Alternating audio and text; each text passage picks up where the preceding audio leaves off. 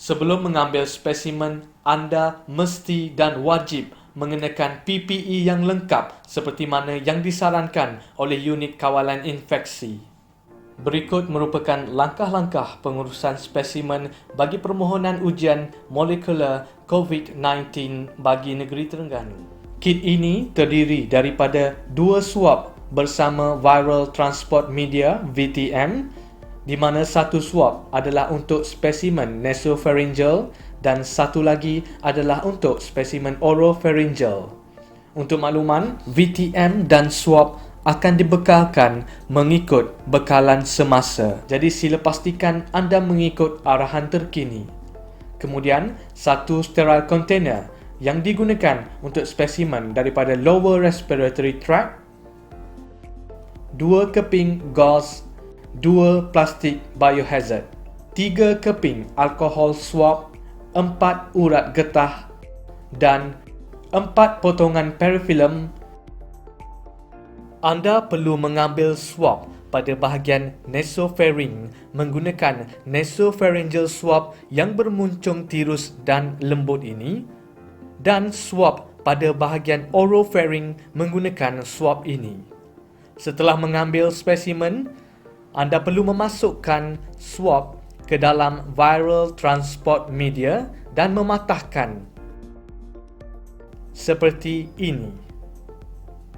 Tutup rapat penutup viral transport media. Sekiranya anda boleh mengambil spesimen lower respiratory tract seperti sputum, sila gunakan sterile container berpenutup kuning seperti ini dan pastikan ia ditutup dengan rapat dan kemas.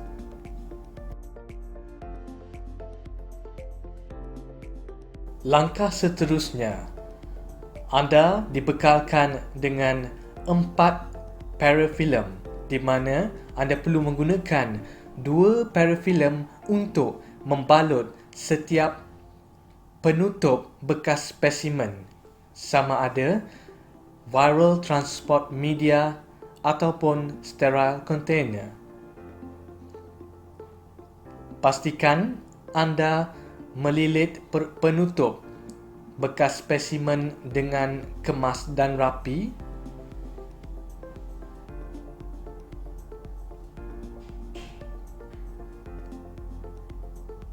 Pastikan juga sterile container ini ditutup dengan parafilm pada bahagian penutup.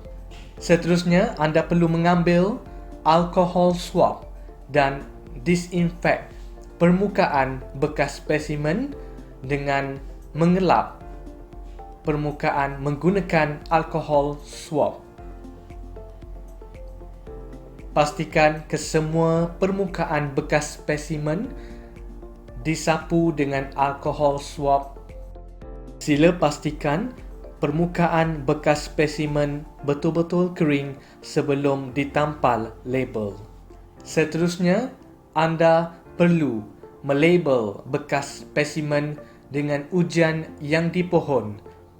Label haruslah mempunyai identiti pesakit seperti nama, IC dan juga ujian yang dipohon.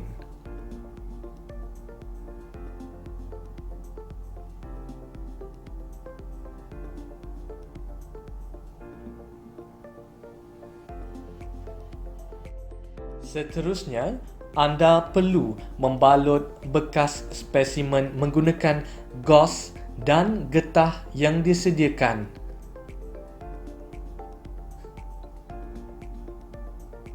Pastikan semua permukaan dibalut dan diikat seperti yang ditunjukkan.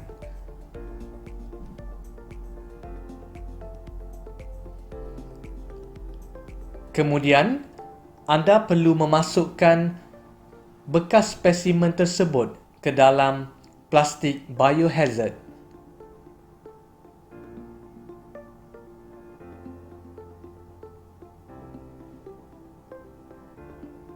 Pastikan plastik ditutup dengan rapi.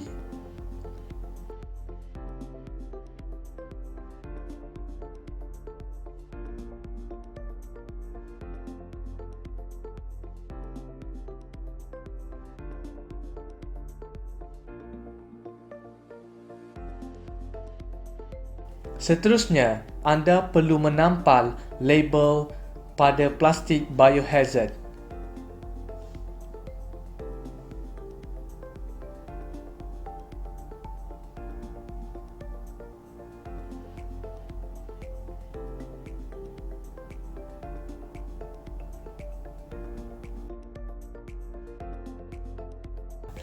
Seterusnya, anda perlu memasukkan spesimen tersebut ke dalam bekas yang disediakan seperti yang ditunjukkan.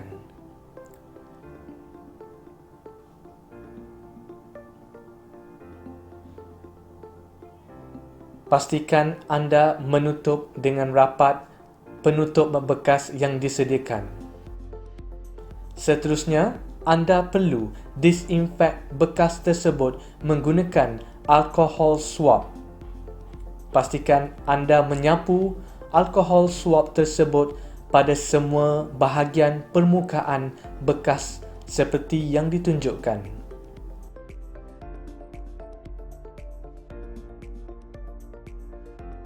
Seterusnya, anda perlu meletakkan bekas tersebut ke dalam kotak polistiren yang mengandungi ice pack.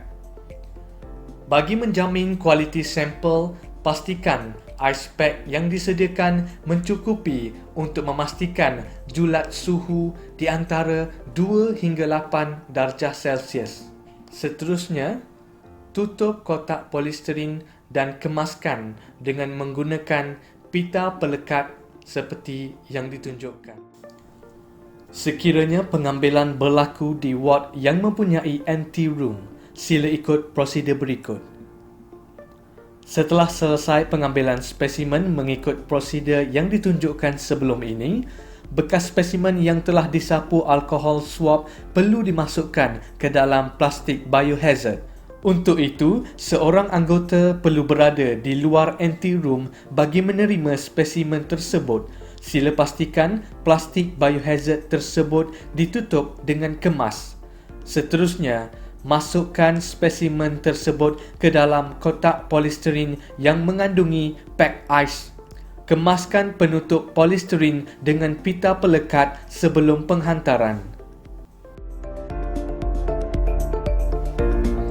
Buat makluman semua, proses yang ditunjukkan ini adalah selari dengan garis panduan yang disyorkan oleh World Health Organization (WHO) bagi pembungkusan sampel klinikal secara triple layer packaging untuk mengoptimumkan keselamatan semua.